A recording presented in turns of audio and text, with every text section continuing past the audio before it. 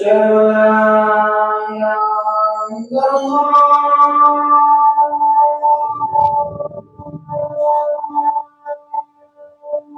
أشهد أن لا إله إلا الله أشهد أن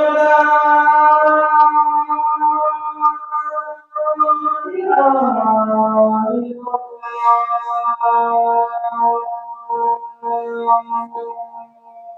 رسول الله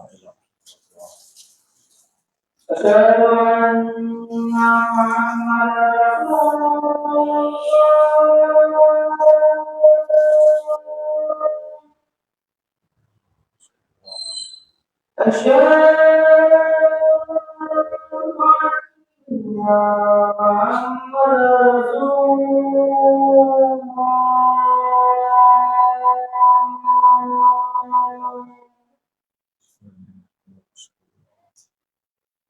حي على الصلاة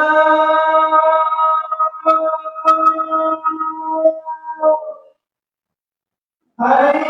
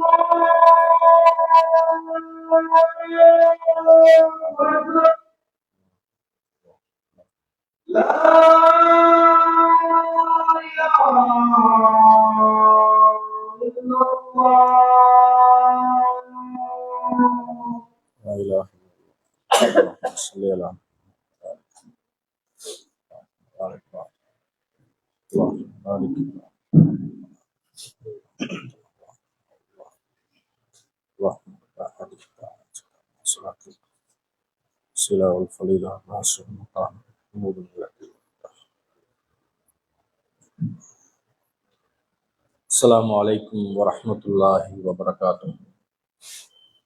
إن الحمد لله نحمده ونستعينه ونستغفره من يهده الله فلا مضل له ومن يضلله فلا هادي له وأشهد أن لا إله إلا الله وحده لا شريك له وأشهد أن محمدا عبده ورسوله أما بعد.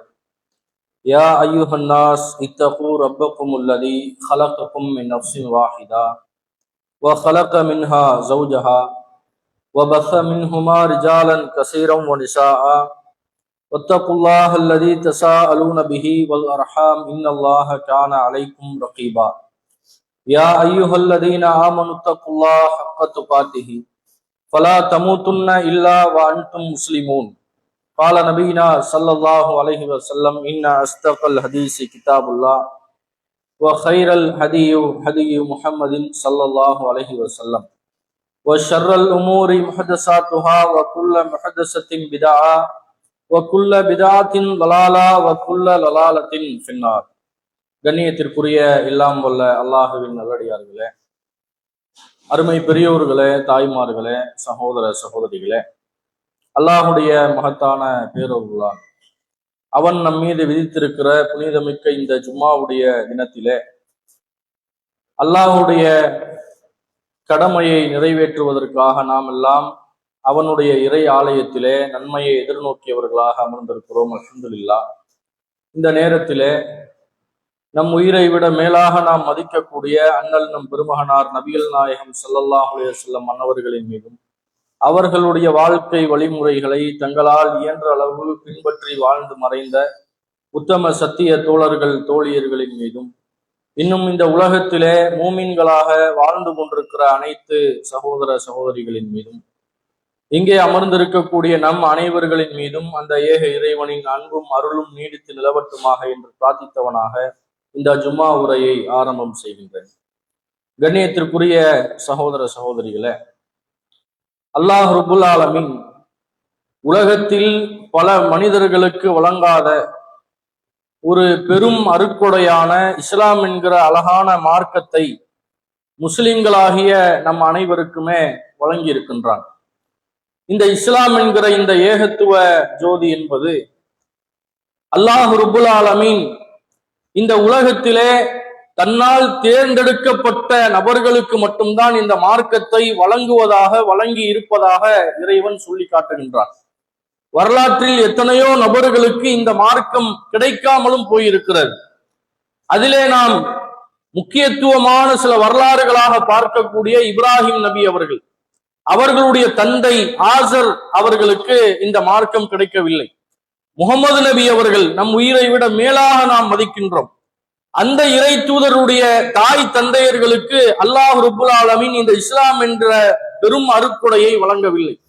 இப்படி வரலாற்றிலே நீங்கள் சிந்தித்து பார்த்தால் பல நபர்களுக்கு, நபிமார்களுடைய குடும்பத்தினர்களுக்கு, அவர்களுடைய உறவுகளுக்கெல்லாம் இந்த சத்திய இஸ்லாமிய மார்க்கத்தை அல்லாஹ் நாடவில்லை.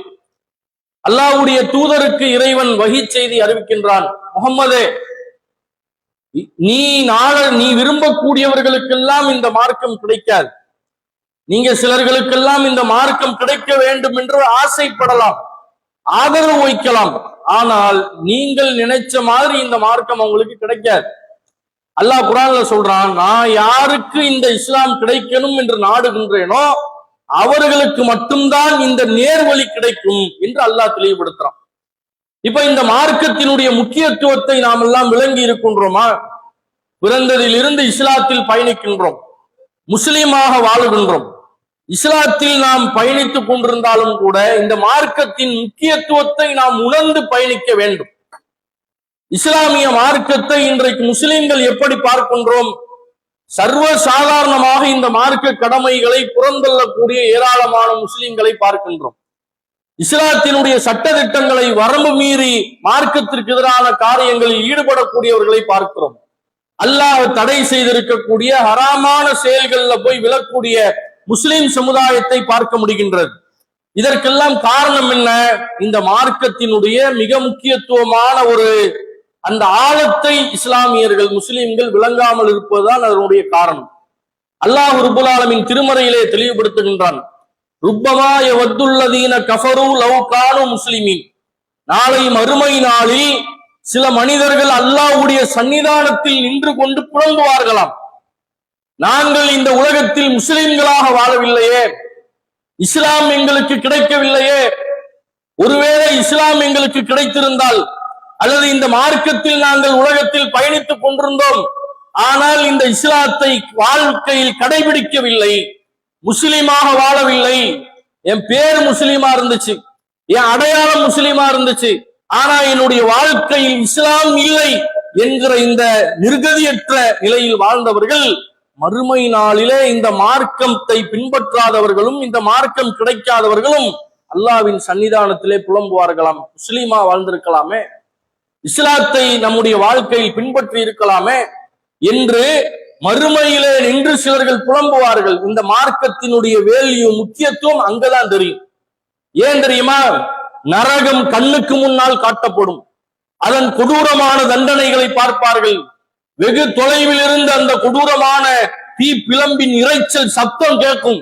அப்பத்தான் அந்த மனிதர்கள் உணர்வார்கள், உலகத்திலேயே இஸ்லாத்தை கடைபிடிச்சிருக்கலாமே, இந்த மார்க்கத்தில் நாம சரியான முறையிலே வாழ்ந்திருக்கலாமே என்று முஸ்லிம்களில் சிலர்களும் முஸ்லிம் அல்லாதவர்களும் அந்த நேரத்தில், அந்த மறுமை நாளிலே இந்த மார்க்கத்தின் முக்கியத்துவத்தை விளங்கி கதறிக் கொண்டிருப்பார்கள், துடிப்பார்கள். அப்ப எவ்வளவு பெரிய முக்கியத்துவமான மார்க்கத்தை அல்லாஹ் நமக்கு வழங்கி இருக்கிறான் அப்படிங்கிறத சிந்திச்சு பார்க்கணும்.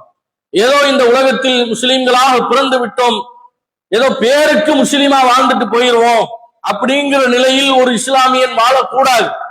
அல்லாஹ்வுடைய மார்க்கம் வாழ்ந்தால் உறுதியான முஸ்லிமாக நீ வாழு என்று சொல்லு.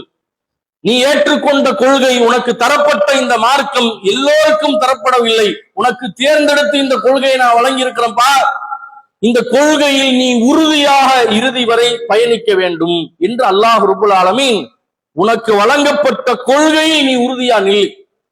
உலகமே ஒன்று திரண்டாலும் சரி, இந்த மார்க்கத்திற்கு எதிராக வந்து நின்றாலும் சரி, உலகத்துக்காக, காசுக்காக, பதவிக்காக, அந்தஸ்துக்காக, உறவுகளுக்காக இந்த மார்க்கத்தை நீ தூக்கி எறிந்து விடக்கூடாது. இந்த இஸ்லாத்தில் நீ உறுதியாக நிற்க வேண்டும், இந்த கொள்கையை நீ பற்றி பிடித்து வாழ வேண்டும் என்று அல்லாஹ் ரப்புல் ஆலமீன் கொள்கை பற்றோடு வாழுங்கள் என்பதை, உறுதியாக நில்லுங்கள் என்பதை பல இடங்களில் நமக்கு இறைவன் தெளிவுபடுத்துகின்றான். திருமறை குர்ஆனில் சூரத்துல் ஹூத் என்கிற அத்தியாயத்தினுடைய 112வது வசனத்திலே அல்லாஹ் பேசுகிறான்.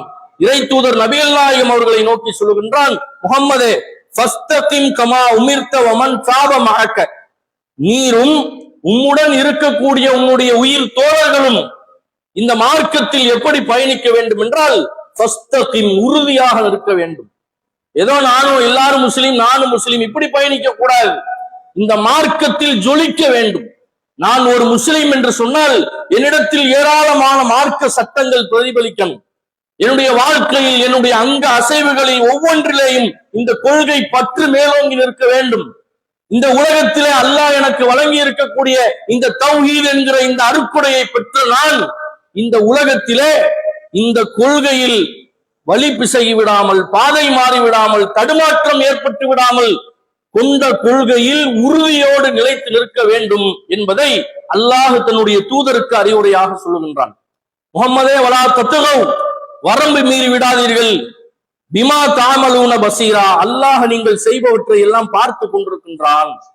திருமறை குர்ஆன்ல அல்லாஹ் இந்த அறிவுரையை ரசூலுல்லாஹ்வுக்கு சொல்றான். ரசூலுல்லாஹ்வோட கொள்கையில் ஒரு உறுதிமிக்க மனிதரை காட்ட முடியுமா? சஹாபாக்கள் இந்த கொள்கையில் எவ்வளவு உறுதியா பயணிச்சாங்க. அவர்களுக்கு அல்லாஹ் என்ன அறிவுரையை சொல்றான்? உறுதியாக இந்த மார்க்கத்தில் நில்லுங்கள், உங்களிடத்துல தடுமாற்றம் வந்துடக்கூடாது, இந்த கொள்கையில் நீங்கள் வேரூன்றி நிற்க வேண்டும் என்று அல்லாஹ் தெளிவுபடுத்துறான். நபிகள் நாயகம் ஸல்லல்லாஹு அலைஹி வஸல்லம் அவங்கள்ட்ட ஒரு நபி தோழர் வர்றாரு. அல்லாஹ்வுடைய தூதரே, இஸ்லாத்தில் எனக்கு ஒரு அழகான அறிவுரையை சொல்லுங்கள். இந்த அறிவுரைக்கு பிறகு நான் வேற யார்கிட்டையும் போய் அப்படிப்பட்ட ஒரு செய்தியை கேட்டிருக்கவே கூடாது. அழகான ஒரு அறிவுரை எனக்கு சொல்லுங்க அப்படின்னு ரசூலுல்லாஹ்ட்ட ஒரு நபித்தோழர் வந்து கேட்கிறார். அப்ப அல்லாஹ்வுடைய தூதர் அவர்கள் அவரை நோக்கி சொல்லுகிறார்கள், தோழரே, ஆமன்து பில்லாஹ், அல்லாஹ்வை நம்பினேன் என்று நீங்கள் சொல்லுங்கள். சும்மஸ்தகிம், பிறகு அந்த கொள்கையில் உறுதியாக நின்று விடுங்கள். அல்லாஹ்வை நம்பிட்டேன்னு சொன்னா மட்டும் பத்தாதுப்பா, அந்த கொள்கையில நீ உறுதியா நில்லு, இந்த மார்க்கத்தில் நீ நிலைத்து நில்லு, அதுல தடுமாற்றம் ஒன்று வரக்கூடாது, அல்லாஹ்வின் பாதையில் நீ வீரியமாக செயல்படு என்பதை திருமறை குர்ஆனில் இருந்தும் ஹதீஸ்களில் இருந்தும் நமக்கு சொல்லப்பட்ட அறிவுரைகளை நாம் ஏராளம் பார்க்க முடியும். அப்ப ஒரு முஸ்லீமாக வாழ்வது பெருசு கிடையாது. இந்த மார்க்கத்தில் நாம் முஸ்லீமாக இருந்து என்ன செய்தோம், இந்த கொள்கையில நாம் எப்படி பயணிக்கின்றோம், இந்த ஏகத்துவத்தில் உறுதியாக நிற்கின்றோமா என்பதை அல்லாஹ்வுடைய மார்க்கம் நமக்கு தெளிவுபடுத்தக்கூடிய அந்த காட்சியை பார்க்கின்றோம். எதனால் கொள்கை உறுதி சீர்குலைக்கிறது, கொள்கையில் நமக்கு மத்தியில ஏன் ஒரு பலவீனம் ஏற்படுகிறது என்று கேட்டால் அதுக்கு நிறைய காரணம் இருக்குது. அல்லாஹ்வுடைய திருமறை குர்ஆன்ல இறைவன் அதை பற்றி சொல்றான். சூரத்து தௌபா என்கிற அத்தியாயத்தினுடைய 24வது வசனத்துல நீங்க பார்க்கலாம். குல் நபியே, நீங்கள் சொல்லுங்கள், இன்கான ஆபாவுக்கும் அபுனாவுக்கும் இஹ்வானுக்கும் அஸ்வாஜுக்கும் அசீரத்துக்கும் அம்வாலுக்கும், இப்படி ஒரு பட்டியலையே அல்லாஹ் போடுறான். உங்களுடைய தாய் தந்தையர்கள், உங்களுடைய நீங்கள் பெற்றெடுத்த பிள்ளைகள், உங்களுடைய மனைவிமார்கள், உங்களுடைய குடும்பம், உறவு, நீங்கள் சேர்த்து வச்ச சொத்து பத்து, இந்த உலகத்தினுடைய ஆடம்பரங்கள், இவை அனைத்தையும் விட ஒரு முஸ்லிமுக்கு எது விருப்பத்திற்குரியதாக சிறந்ததாக இருக்க வேண்டும் தெரியுமா? அல்லாஹ்வும் ரசூலும் தான் மிக சிறந்தவர்களாக, நேசத்திற்குரியவர்களாக இருக்க வேண்டும். குர்ஆன்ல அல்லாஹ் தெளிவுபடுத்துறான். கொள்கை எதுல பலவீனம் அடையும்? இந்த உலக பொருளாதாரத்துல பலவீனம் அடையும், குடும்ப விஷயங்கள்ல கொள்கை பலவீனம் அடையும், மனைவி மக்கள் விஷயத்துல, தாய் தந்தை விஷயத்துல, உலகத்தினுடைய வியாபார விஷயத்துல அல்லாஹ் ரப்புல் ஆலமீன் இந்த கொள்கையில் வீழ்ச்சி அடையக்கூடிய வழியை பற்றி நமக்கு தெளிவுபடுத்துறான். இதுல எல்லாம் இந்த கொள்கையை விட்டு நீ வெளியே போறதுக்கான வாய்ப்பு நிறைய இருக்குப்பா, இந்த விஷயத்தில் தான் நீ கவனமாக இருக்க வேண்டும், இந்த விஷயத்தில் தான் இந்த மார்க்கத்தில் நீ பற்றுடையவனாக உன்னை நீ வெளிப்படுத்தி காட்ட வேண்டும் என்று அல்லாஹ் ரப்புல் ஆலமீன் இந்த விஷயங்களில் இருந்து நீ திசை திரும்பி விடக்கூடாது சொல்லிட்டு அல்லாஹ் சொல்றான். ஒருவேளை தாய் தந்தையை பார்த்து, மனைவி மக்களை பார்த்து, வியாபாரத்தை பார்த்து, தங்கம் வெள்ளியை பார்த்து, இந்த வீடை பார்த்து, வசதிகளை பார்த்து, இந்த மார்க்கத்தை நீ அப்படியே கொஞ்சம் ஒத்தி வச்சுக்கிடுவோம், அப்புறமேட்டு போய் ஏகத்துவ பணிகளை எல்லாம் செய்வோம். நாம செய்ய வேண்டிய காலங்கள் இன்னும் நிறைய இருக்கிறது. வயோதிக நிலையில போய் நாம போய் பணிகளை செய்வோம், மார்க்கத்துல ஈடுபடுவோம். இப்ப நமக்கும் இந்த மார்க்க பணிகளுக்கும் எந்த சம்பந்தமும் கிடையாது. அதை பார்க்கறதுக்கு ஒரு அமைப்பு இருக்கிறாங்க, ஒரு நிர்வாகம் இருக்கிறாங்க. நாமெல்லாம் தாவா செய்ய வேண்டாம், சமுதாய சீர்திருத்தங்களை நாம் செய்யக்கூடாது, நமக்கும் அதுக்கு சம்பந்தம் கிடையாது. நமக்கு வீடு இருக்குது, வாசல் இருக்குது, வியாபாரம் இருக்குது, மனைவி மக்கள் இருக்கிறாங்க, நம்ம உண்டு நம்ம வேலை உண்டு நம்ம போயிருவோம் என்று நாம் இருந்தோம் என்றால் கொள்கைவாதிக்கு அது அழகு கிடையாது. தௌஹீதை நாம் அறிந்த இந்த ஏகத்துவத்தை எத்தனை பேருக்கு சொல்லி இருக்கின்றோம், அதற்காக எத்தனை வேர்வை துளிகளை சிந்தி இருக்கின்றோம், அதற்காக எவ்வளவு பொருளாதாரத்தை இழந்திருக்கின்றோம். இந்த மார்க்கத்திற்காக களப்பணியில் ஈடுபட்டு கொள்கையில் எவ்வாறு பயணிக்கின்றோம், இதையெல்லாம் அல்லாஹ் ரப்புல் ஆலமீன் நமக்கு தெளிவுபடுத்துகின்றான், யோசித்து பார்க்க சொல்லுகின்றான். ஃபத்தரப்பசு, ஒருவேளை இந்த மார்க்க பணியெல்லாம் எனக்கு முக்கியம் கிடையாது, இந்த கொள்கையை விட எனக்கு இந்த உலகம் தான் முக்கியம் என்று நீங்கள் திரும்புவீர்கள் என்றால் ஃபத்தரப்பசு, நீங்கள் காத்துக் கொண்டிருங்கள். ஹத்தா யஅதி அல்லாஹு பி அம்ரிஹி, அல்லாஹ் தன் புறத்திலிருந்து ஒரு கட்டளையை அனுப்புவான், ஒரு அதாபு வரும், ஒட்டுமொத்தமாக நீங்கள் நினைத்துக் கொண்டிருந்த கோட்டைகளை எல்லாம் அல்லாஹ் தரமட்டமாக்கிடுவேங்கிறான். இந்த மார்க்கத்தை விட கொள்கையை விட உலகம் தான் பெருசு நீ நினைக்கிறியா? அதை கண்ணுக்கு முன்னால் என்னால் அழித்து காட்ட முடியும். சமீபமாக நடந்த எவ்வளவோ நிகழ்வுகளை பார்க்கிறோமா இல்லையா? ஸ்ரீலங்கா, இலங்கையில என்ன ஆச்சு? ஒரு மழை வெள்ளம், புயல் வருகிறது, ஒட்டுமொத்தமாக அடித்து நொறுக்கப்பட்டது. பல நூற்றுக்கணக்கான உயிர்கள் மண்ணில் புதைந்தது. ஆசாசையா வாங்கி சேர்த்து வச்ச காரு தண்ணியில் அப்படியே அடிச்சுட்டு போகுது. என்ன செய்ய முடியும்? காப்பாற்ற முடியுமா? மனைவி மக்களை போய் காப்பாற்ற முடிஞ்சுச்சா? அண்ணன் தம்பியை காப்பாற்ற முடிஞ்சுச்சா? தான் சேர்த்து வச்ச வீட்டை காப்பாற்ற முடிஞ்சுச்சா? எல்லாத்தையும் அல்லாஹ் நாடினால் ஒரு நிமிஷத்துல அப்படியே பஸ்பமாக்கிடுவான். நாம என்ன செய்யணும்?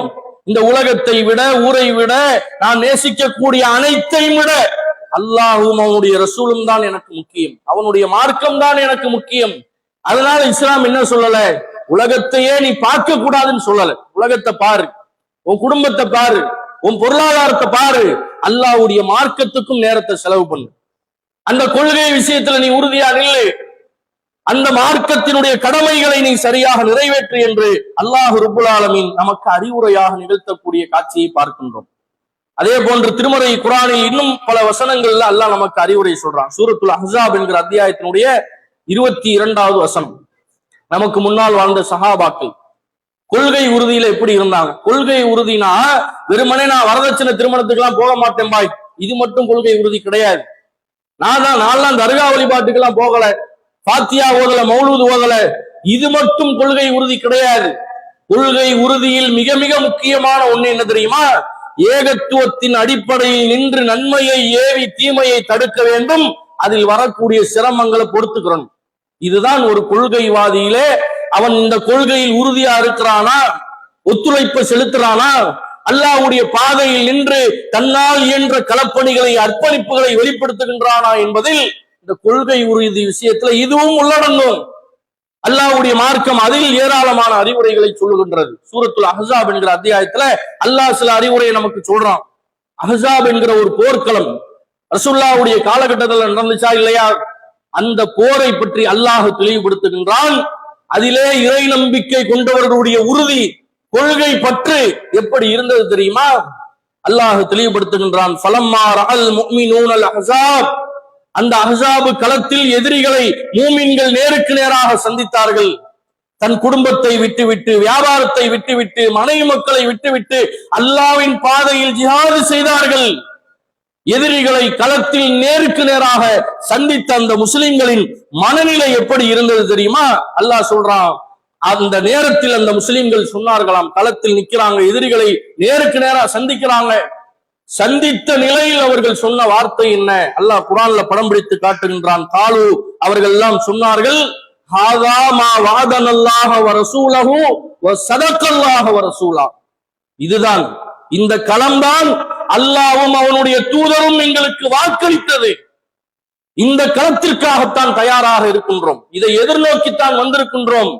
இந்த போரில் எங்களுடைய தலை உருட்டப்பட்டாலும் கூட எங்களுக்கு சொர்க்கம் கிடைக்கும். இதுதான் மூமின்களுடைய மனநிலை. அல்லாஹ் தெளிவுபடுத்துறான் பாருங்க.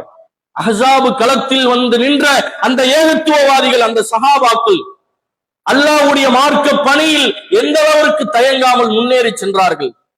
அவர்களுடைய வேட்கை, அவர்களுடைய உணர்வுகள், அவர்களுடைய சிந்தனைகள் அனைத்தும் மறுமையை சார்ந்ததாக இருந்தது. இதுதான் கொள்கை உறுதி.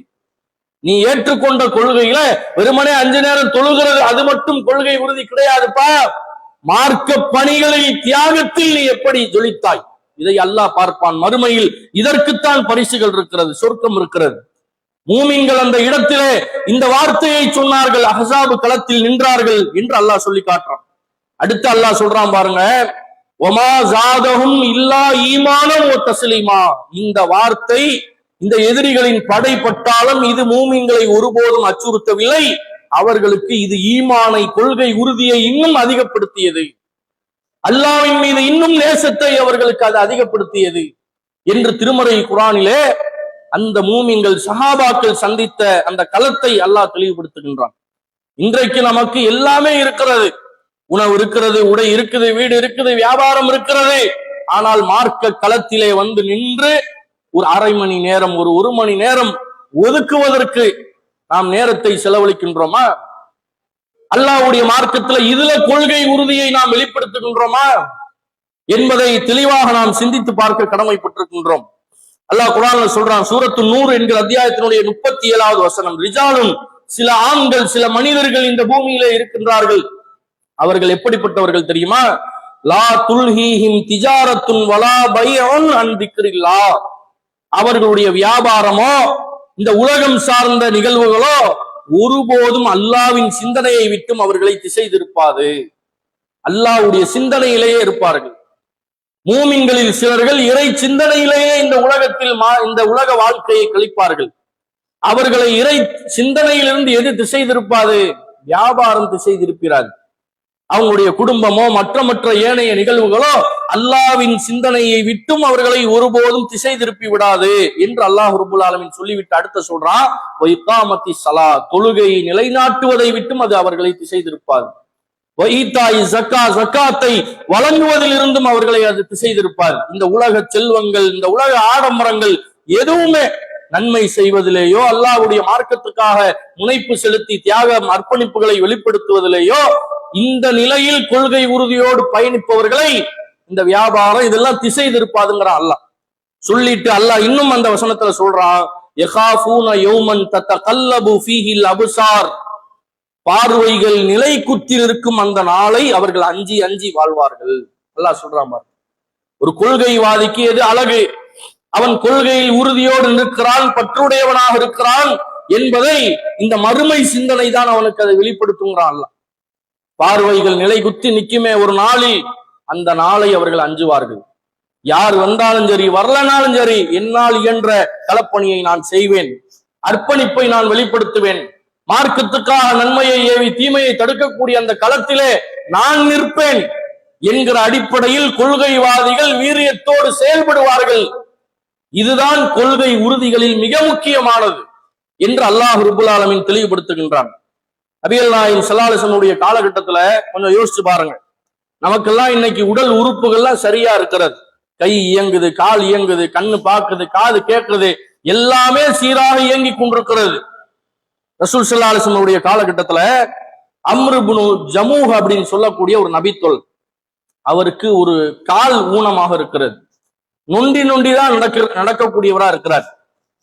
சில நபித்தோழர்களுக்கு 2 காலுமே இல்லாம இருந்துச்சு. ஏற்கனவே போர் செய்து கால்களை எல்லாம் இழந்திருந்தார்கள். இந்த அம்ர் இப்னு ஜமூஹ் என்கிற நபித்தோழர் வந்து ரசூலுல்லாஹ்ட்ட போர்க்களத்துல வந்து நின்று கொண்டு கேட்கிறார், ஒரு கால் ஊனமா இருக்குது, நடக்க முடியல. போர்க்களத்தில் வந்து நின்று கொண்டு ரசூலுல்லாஹ்ட்ட கேட்கிறார், யா ரசூலல்லாஹ், அல்லாஹ்வுடைய தூதரே, அரைத்தைன் கத்தல்து ஃபீ சபீலில்லாஹ் ஹத்தா உக்தல. இந்த போரில் ஒருவேளை இறைவனுக்காக நான் போரிட்டு கொல்லப்பட்டால் அம்சி பி ரிஜ்லை ஹாதிஹி ஸஹீஹத்தன் ஃபில் ஜன்னா, என்னுடைய இந்த நுண்டியாக இருக்கக்கூடிய ஒரு கால் இருக்குதே, இந்த காலோடு தான் நான் சொர்க்கத்தில் எழுப்பப்படுவேனா, அல்லது இந்த ஒரு காலை அல்லாஹ் நல்ல நடக்கக்கூடிய காலாக சீராக்கி என்னை சொர்க்கத்திற்குள் அனுப்புவானா? அதுக்கு பதில சொல்லுங்க அல்லாஹ்வுடைய தூதரே அப்படின்னு கேட்கிறார். அல்லாஹ்வுடைய தூதர் அவர்கள் அந்த களத்திலே வந்து நின்ற அந்த நபித்தோழருக்கு சொன்னார்கள், உன்னுடைய 2 கால்களும் சீராக இயங்கும் நிலையில் அல்லாஹ் இந்த போரில் நீ கொல்லப்பட்டால் உன்னை சொர்க்கத்திற்குள் நுழைப்பான்பா என்று அல்லாஹ்வுடைய தூதர் சொன்ன உடனே, அப்படியா அல்லாஹ், இந்த தருணத்திற்காகத்தான் நான் காத்திருந்தேன் என்று ஒரு கால் இயங்காத நிலையில் போர்க்களத்திலே இறைவனின் பாதையில் சென்று தன் உயிரை கொடுத்தார்கள், அர்ப்பணிப்பை வெளிப்படுத்தினார்கள். அவர் நினைச்சிருந்தா வீட்டிலே உட்கார்ந்திருக்கலாம்ல. அல்லாஹ்வுக்காக அவர் வர வேண்டும் என்கிற அவசியம் என்ன? இயங்காத நிலையிலையும் இறை மார்க்கத்திற்காக களப்பணிகளை செய்தார்களா இல்லையா? உயிரை அர்ப்பணித்து கொடுத்தார்களா இல்லையா? அந்த நபித்தோழர் கொல்லப்பட்டு அவர்களுடைய உடல் ஜனாசா அந்த போர்க்களத்துல கிடக்குது. அல்லாஹ்வுடைய தூதர் அவர்கள் அந்த நபித்தோழர் அப்படியே கடந்து செல்றாங்க, அந்த உடலை கடந்து செல்கிறார்கள். கடந்து செல்லும் போது ரசூலுல்லாஹ் சொல்றாங்க, கன்னி அன்குரு இலைக்க தம்சி பிரிஜிலை ஹாதிஹி ஸஹீஹத்தன் ஃபில் ஜன்னா. இதோ இப்போது போர் நடக்கிறதுக்கு முன்னாடி கேள்வி கேட்டாரே என்ற ஒரு நபித்தோழர், கால் ஊனமானவர், அவருடைய 2 கால்களும் சீரடைந்த நிலையில் சொர்க்கத்திற்குள் நுழைவதை நான் பார்க்கிறேன் ரசூலுல்லாஹ் சொல்றாங்க. நபித்தோழர்களுக்கு அறிவிப்பு செய்யறாங்க. எவ்வளவு பெரிய அந்தஸ்தை, தரஜாவை அவர்களால் அடைய முடிகின்றது. நம்மாலேயே அந்த முயற்சிகளை செய்ய முடியல. நமக்கு எல்லாமே இயங்குகிறது, சீராக இருக்கிறது. இறை மார்க்கத்துக்காக வாளை எடுத்து கொண்டு போய் சண்டை போடலாம் நம்மளை யாரும் கூப்பிடல. ஆனா அல்லாஹ்வுடைய மார்க்கத்துக்காக ஒரு 10 நிமிஷம் 15 நிமிஷம் இறை மார்க்கத்துக்காக ஒரு பயான், ஒரு நிகழ்ச்சி என்று வருகின்ற பொழுது நாம் அதிலே நம்முடைய அர்ப்பணிப்பை, கொள்கை உறுதியை இதிலே வெளிப்படுத்தி காட்ட வேண்டுமா இல்லையா? அப்ப ஏகத்துவவாதி என்று சொல்வதில் ஒரு அர்த்தம் இருக்க வேண்டும். அதிலே இறை மார்க்கத்துக்காக இந்த துனியாவை 2ஆம் பட்சமாக வைத்துக் கொண்டு முதல் இலக்காக ஆகிரத்துடைய மறுமை வாழ்க்கையை வைக்க வேண்டும். ஒரு ஏகத்துவவாதி அப்படித்தான் பயணம் செய்ய வேண்டும் என்று அல்லாஹ் நமக்கு தெளிவுபடுத்துறான். இந்த உலகத்துல நம்முடைய கொள்கை உறுதியை அல்லாஹ் பல வழிகளில் சோதிப்பான். அதில் ஒரு வழி, நாம் அர்ப்பணிப்பு செலுத்துறோமா, தியாகம் பண்றோமா, இதையும் அல்லாஹ் பார்ப்பான். நாளை மறுமையிலே சொர்க்கத்திற்குள் நுழையக்கூடியவர்களில் அதிகமாக முதல் தரஜாவை அடைபவர்களில் யாரெல்லாம் இருப்பார்கள்? அல்லாஹ்வுடைய திருமறை குர்ஆன்ல இறைவன் சொல்றான், நபிமார்கள் இருப்பார்கள், நல்லடியார்கள் இருப்பார்கள், உயிர் தியாகிகள் இருப்பார்கள், உண்மையாளர்கள் இருப்பார்கள். வஹசுன உலாயிக ரஃபீகா. இதுதான் தோழமைகளிலேயே மிகச்சிறந்த தோழமை என்று அல்லாஹ் திருமறையில் தெளிவுபடுத்துகின்றான். நம்முடைய தியாகத்திற்கு ஏற்ப, கொள்கை உறுதிக்கு ஏற்பத்தான் அல்லாஹ் அங்க பரிசை வழங்குவான். அப்ப சொர்க்கத்தில் பல படித்தரங்கள் இருப்பதாக ரசூலுல்லாஹ் சொல்றாங்க. 100 படித்தரம் இருக்கிறது. அந்த 100 படித்தரத்துல நாம எங்க போய் நம்மளை அல்லாஹ் உட்கார வைப்பான்? நம்ம செலுத்திய அந்த உழைப்பு, அர்ப்பணிப்பு, அதில் நாம் நின்ற உறுதிப்பாடு, இதை வைத்துத்தான் அல்லாஹ் மறுமை நாள்ல அந்த சொர்க்கத்தின் தரஜாவை தருவான். இந்த உலகத்துல நம்ம தாழ்ந்ததை நம்ம விரும்புறோமா? உலகத்துல உயர்ந்ததை தான் விரும்புவோம். வீடு கட்டணும்னா நல்ல பெரிய வீடா கட்டணும், போன் வாங்கணும்னா நல்ல ஆப்பிள் ஐபோனா வாங்கணும், நல்ல வண்டி வாங்கணுமா நல்ல ஒரு BMW பென்ஸா வாங்கணும். காசு இல்லைன்றாலும் அதுக்கு நம்ம ஆசைப்படுறோம்ல. இப்ப மறுமையினுடைய வாழ்க்கையில் உயர்தரமான சொர்க்கத்தை அடைவதற்கு நாம் எவ்வளவு ஆசைப்படணும், எவ்வளவு அர்ப்பணிப்பு முயற்சிகளை அதற்காக வேண்டி நம்ம செலுத்தணும்.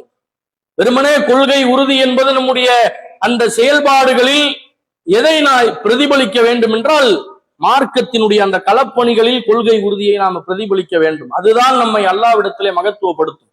அதை நோக்கித்தான் அல்லாஹ்வுடைய தூதர் அவர்கள் ஓடினார்கள். தாயிஃப் நகரத்துல போய் தாவா செஞ்சாங்க, அடி வாங்கினார்கள், இரத்தவாறாக பிரித்து நொறுக்கப்பட்டாங்க. ரசூலுல்லாஹ் கல்ல தூக்கி அடிச்சு ரசூலுல்லாஹ்வை மயக்கம் வரும் நிலைக்கு தள்ளினார்கள். ஏன் ரசூலுல்லாஹ் அவ்வளவு சிரமப்படணும்?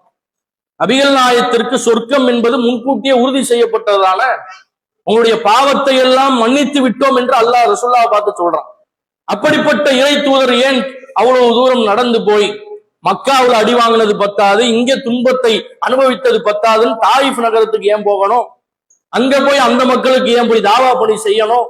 அதான் சொர்க்கம் உறுதியாயிருச்சு, அல்லாஹ் நமக்கு சொர்க்கம்னு சொல்லிட்டா, நம்ம பேசாம அல்ஹம்துலில்லாஹ் வீட்டுல உட்கார்ந்துக்கிடுவோம் என்று ரசூலுல்லாஹ் இருக்கவில்லை. அல்லாஹ்விடத்தில் இந்த இஸ்லாத்தை ஒரு அருக்குடையாக வழங்கி இருக்கிறான். இதற்கு எவ்வளவு நன்றி உபகாரம் செய்தாலும் பத்தாது. அந்த அருளை ரசூலுல்லாஹ் புரிஞ்சு வாழ்ந்தாங்க. இஸ்லாம் என்கிற இந்த அருக்குடையின் மகத்துவத்தை விளங்கிய காரணத்தால தான் ரசூலுல்லாஹ் ஒரு கட்டத்தில் என்ன சொன்னாங்க தெரியுமா? அல்லாஹ்வுடைய பாதையில் நான் கொலை செய்யப்பட்டால், இந்த பூமியில் எனக்கு மரணம் நான் ஷஹீதாக்கப்பட்டால், மீண்டும் எனக்கு அல்லாஹ் உயிரை கொடுத்து எழுப்பினால் மறுபடியும் இறை பாதையில் போய் நான் ஷஹீதாக்கத்தான் பட விரும்புவேன் ரசூலுல்லாஹ் சொன்னாங்க. மறுபடியும் அவன் எனக்கு உயிரை கொடுத்து எழுப்பினாலும் மீண்டும் இறை பாதையில் போய் நான் கொல்லப்படுவதையே விரும்புவேன். மறுபடியும் அல்லாஹ் எனக்கு உயிரை கொடுத்து எழுப்பினாலும் மீண்டும் இறைவனின் பாதையில் எப்போது கொல்லப்படுவோம் என்பதைத்தான் நான் விரும்புவேன். ரசூலுல்லாஹ் ஏன் இதை சொன்னாங்க? இந்த உயிர் அவன் கொடுத்தது, இந்த உடைமைகள் அவன் தந்தது, இந்த கொள்கை அவன் தந்தது. இதை அழகான முறையில் பாதுகாத்து இந்த கொள்கைக்காக வாழ்ந்து மரணிக்கக்கூடியவர்களாக நாம் இருக்க வேண்டும். வல்ல ரப்புல் ஆலமீன் அப்படிப்பட்ட நன்மக்களாக நம் அனைவர்களையும் ஆக்கி அருள் புரிவானாக என்று பிரார்த்தித்து என்னுடைய முதல் உரை நிறைவு செய்கின்றேன். அஸ்ஸலாமு அலைக்கும் வரஹ்மத்துல்லாஹி வபரகாத்துஹு.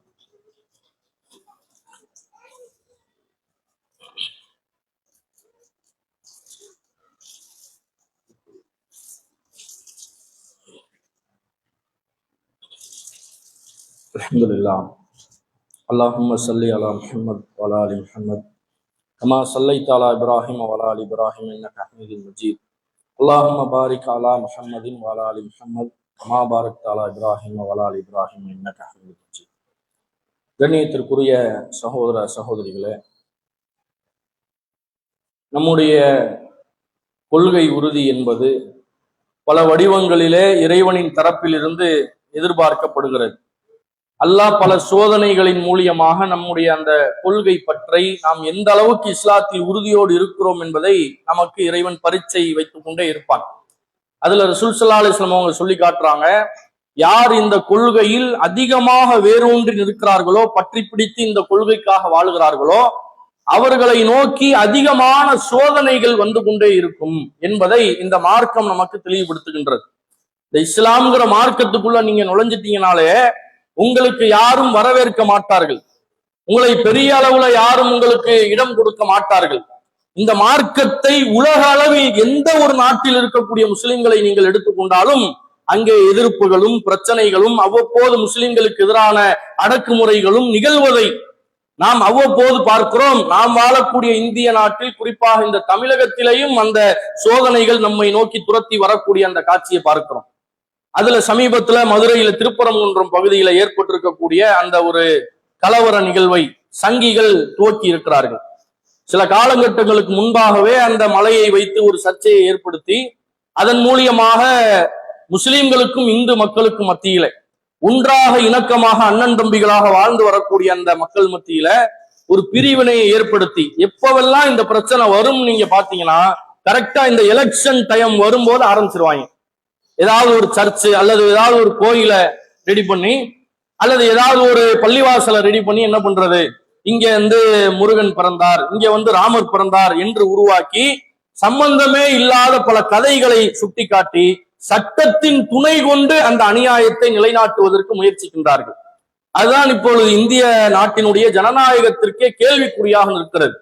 நீதிபதியின் தரப்பில் இருந்து வருகின்றார்கள். நீதியை நிலைநாட்டக்கூடிய நீதிபதிகள் என்ன செய்யணும், அந்த சிக்கந்தர் மலை என்று சொல்லக்கூடிய அந்த திருப்பரங்குன்றம் மலை உச்சியில தர்கா இருக்கிறது. அந்த இந்து மக்களினுடைய நம்பிக்கை அடிப்படையில உள்ள வழக்கம் என்ன அப்படின்னு சொன்னா, அந்த மலையினுடைய உச்சி பகுதியில ஒரு பிள்ளையார் கோயில் இருக்கிறது, சின்னதாக இருக்கிறது. அங்கதான் தீபம், கார்த்திகை தீபம் ஏற்றுவார்கள்.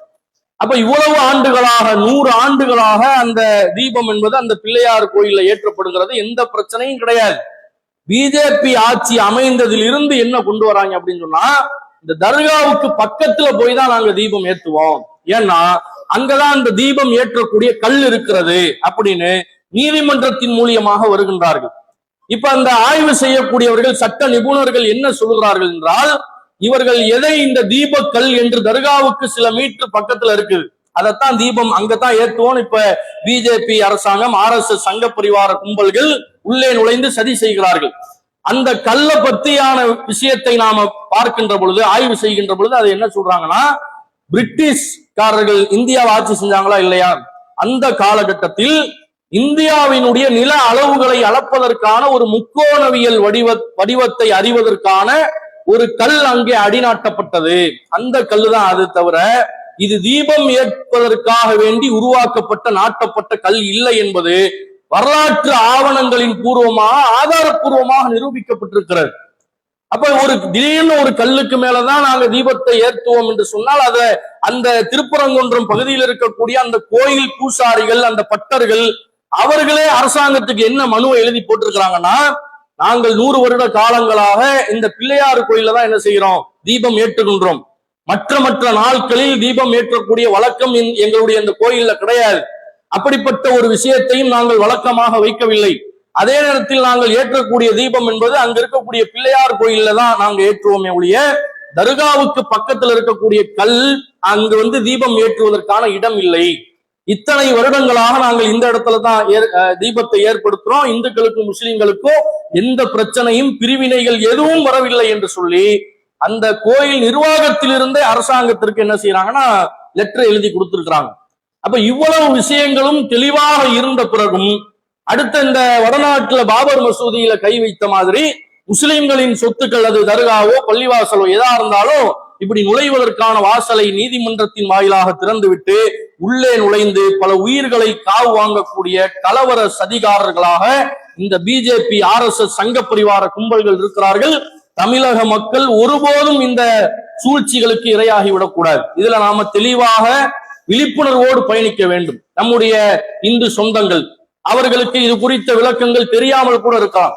இந்த அயோக்கியர்கள் பரப்பக்கூடிய இந்த பரப்புரையில் சில பேர் அதுல விழுந்து விடுறாங்க. நம்முடைய கோயில்ல நம்மளையே தீபம் ஏற்றக்கூடாதுங்கிறாங்க அப்படின்னு சொல்லி முஸ்லிம்களுக்கு எதிரான சிந்தனை கொண்டவர்களாக திருப்பி விடுகிறார்கள். அப்ப இப்படியான இந்த நேரத்தில் நீதியை நிலைநாட்டக்கூடியவர்களாக நாம் இருக்க வேண்டும். சரியான நம்முடைய மாற்று மத அன்பர்களிடத்துல நாம அவர்களுக்கு எது சரியான விளக்கம் என்பதை எடுத்து சொல்லக்கூடியவர்களாக இருக்கும். நம்ம சொல்லாமலே அவங்களே பலர்கள் அறிந்தும் வைத்திருக்கிறார்கள். திருப்பரங்குன்றம் பகுதியில உள்ள மக்கள்கிட்ட போய் நீங்க கேட்டீங்கன்னா அந்த மக்கள் என்ன சொல்றாங்க, இவங்க எல்லாம் கலவரம் ஏற்படுத்துறதுக்கு வெளியூர்ல இருந்து வேணா இறங்குறாங்க. அன்னைக்கு பிரச்சனை நடந்துச்சா இல்லையா, அந்த இடத்துல வந்தவன் பூரா வெளியூர் வாசி வேன் பிடிச்சு இறங்குறாங்க. வேண்டுமென்றே காவல்துறையை அடித்து அவர்களுடைய மண்டையை உடைச்சு அங்கே ஒரு கலவரத்தை தூண்டுவதற்கான முயற்சிகளை இந்த சங்க பரிவாரர்கள் செய்கிறார்கள் என்பது தெளிவாக இருக்கிறாங்க. இன்றைக்கு காலையில போய் என்ன செய்யறாங்க அப்படின்னு சொன்னா, திருப்பரங்குன்றம் பகுதியில உள்ள அந்த கடையை வைத்திருக்கக்கூடிய இந்து மக்கள்கிட்ட போய் மூளை செலவை செய்யறாங்க. கடையை இன்னைக்கு பூரா அடைச்சிருங்க, எதிர்ப்பு தெரிவிங்க, திமுகவுக்கு எதிர்ப்பு தெரிவிக்கணும், இது இந்து விரோத அரசு என்பதை போன்று உருவாக்க பார்க்கிறார்கள். ஆனால் அங்க என்ன மக்கள் என்ன முடிவெடுக்கிறாங்கன்னா, நீ சொல்றதை கேட்டு நான் ஏன்டா என்னுடைய கடையை அடைக்கணும், இவ்வளவு நாளா பிரச்சனை இல்லை, இவ்வளவு நாளா கலவரம் இல்லை, நீ கடையை கடைன்னு சொல்றதுக்கு நீ யாரு? இந்த பாய் இருக்கிறாங்க, என் பக்கத்து கடையில இருக்கிறாங்க, என் பக்கத்து வீட்டுல இருக்கிறாங்க, எல்லோரும் இந்த திருப்பரங்குன்றத்துல இவ்வளவு நாளாக சகோதரத்துவத்தோடு தான் வாழுகின்றோம். நீ என்னைக்கு இந்த ஊருக்குள்ள புகுந்தியோ அன்னைக்குதான் எங்களுக்கு பிரச்சனை, அன்னைக்குதான் எங்களுடைய வியாபாரம் முடக்கப்படுது, அன்னைக்குதான் எங்களுடைய வணக்க வழிபாட்டு தலங்கள் எல்லாம் முடக்கப்படுகிறது என்று அங்கே உள்ள மக்களும் இன்னும் தமிழகத்தில் இருக்கக்கூடிய பல்வேறு விதமான மக்களும் இந்த நீதியை விளங்கி வைத்து சகோதரத்துவத்தோடு வாழுகிறார்கள். எனவே இப்படிப்பட்ட இந்த நிலையில் பல மக்களுக்கும் இந்த விழிப்புணர்வை ஏற்படுத்தி நாம் சரியான நிலையில் வாழ்ந்து கொள்கை பற்றோடு வாழ்ந்து பயணிப்போம். வல்ல ரப்புல் ஆலமீன் அப்படிப்பட்ட மிகச்சிறந்த பாக்கியத்தை நம் அனைவருக்கும் வழங்குவானாக. வாஹ்ரு தாவானா அல்ஹம்துலில்லாஹி ரப்பில் ஆலமீன். அஸ்ஸலாமு அலைக்கும் வரஹ்மத்துல்லாஹி வபரகாத்துஹு.